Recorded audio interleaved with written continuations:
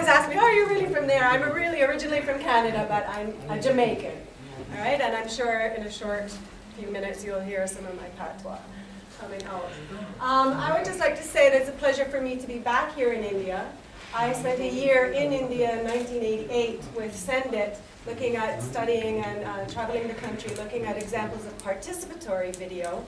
And at that time, I think many of the same questions and issues and concerns that we have about community media, that's what I was looking at then, and they still exist. They still actually exist. So, on that note, do you mind if I switch my slides? Yeah. Okay. All right, thanks. So my question is really, in terms of community media, are we really talking about something that is still very far away from us? And in fact, I would also say, I think we sometimes assume, especially within this group of people where we all know one another and we think we know what we're talking about in terms of community media, that we think that it's the ruby slippers that are going to get us to development, right? It's the magic wand that we can wave in order to get to where we want. And I'm a supporter of it, which is why I'm wearing red shoes, and why Gail is also wearing her ruby slippers. However, while some of us might know what we're talking about, I think in the wider world there's still a lot of confusion about what we mean by participatory media and by community media. So some of the concerns are we really talking about community-owned and operated media? Are we talking more about media that's linking the community to educational sources of information, agricultural information, and so forth, things that they need?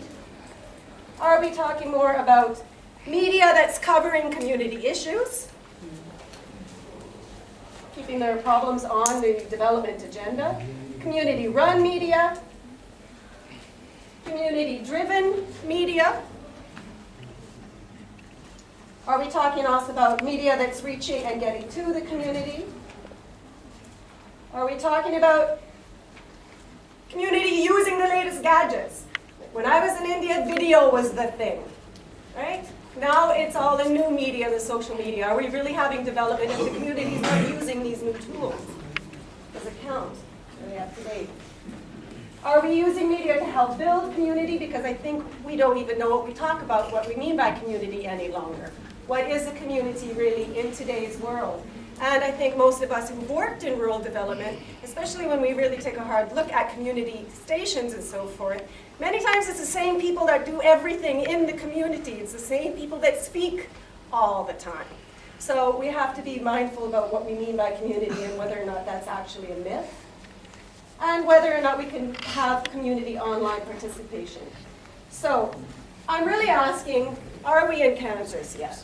Is this the tool, community media, community radio, that's going to get us to development? Or do we still need to slay some wicked witches and find out who the good ones are that we need to work with? Do we need to still follow the yellow brick road? Is that still the road that we want to be on or not? Do we need to find some friends?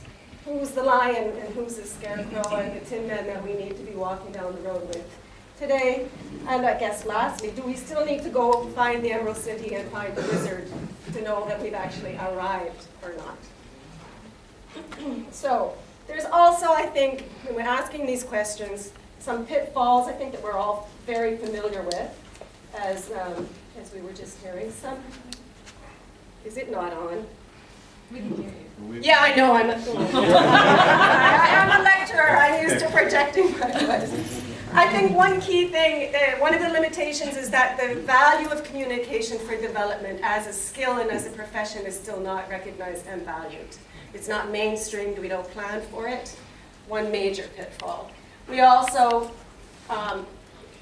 community media is not seen as the official word, the content isn't seen as the official word. I think finding the right partners still takes time and effort to leverage those kinds of resources and to get the mix right. We also, of course, know that our technical partners, and I'm thinking more from extension, are often themselves underfunded and undervalued and overstretched and overworked. And as we all know, even modest funds are difficult to find, and there's few volunteers that often have to do everything. So there are a lot of challenges, but if we take time, walk good, we will reach, I think, the end. Thank you.